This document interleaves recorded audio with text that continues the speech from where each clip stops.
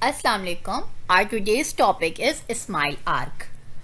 Smile arc is the relationship of the curvature of lower lip to the curvature of maxillary incisors. As you can see in this picture, हमारे पास जो अपर incisors का curvature है वो blue line से represent किया गया है और जो लोअर लिप का कर्वेचर है वो यहाँ पे ऑरेंज लाइन से रिप्रेजेंट किया गया है। इन दोनों का रिलेशनशिप हमारे पास स्माइल आर्क कहलाता है।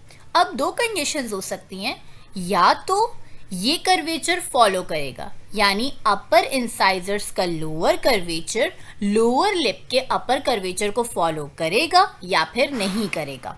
So on the basis of this relationship we have two types of smile arc, consonant smile arc and non-consonant smile arc.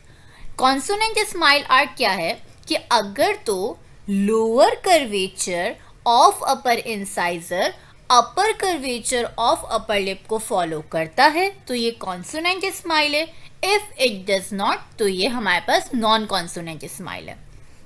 As you can see in this picture कि picture number A में non consonant smile है क्योंकि ये दोनों curvature एक दूसरे को follow नहीं कर रहे, but in the second one ये दोनों एक दूसरे को फॉलो कर रहे हैं तो ये कॉन्सोनेंट स्माइल है। सही है, non consonant and consonant. Aesthetically acceptable consonant smile होती है जिसमें दोनों कर्वेचर एक दूसरे को फॉलो कर रहे होते हैं, जबकि non consonant smile aesthetically acceptable नहीं है। क्यों?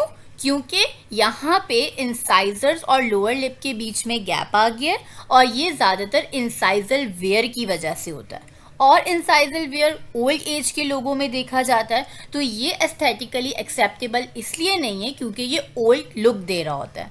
सो व्हाट टू डू? अब हम इसको ट्रीट करने के लिए ऑर्थोडोंटिक मेजर्स पर नहीं जाएंगे बल्कि हम रिस्टोरेशंस करते हैं, लैमिनेट्स यूज़ करते हैं, वीनियर्स करते हैं और फिर इस तरीके से मैक्सिलरी इंसाइजर्स की लेंथनिंग कर दी जाती है ताकि हम इसे ट्रीट कर सकें। So this is all about smile arc.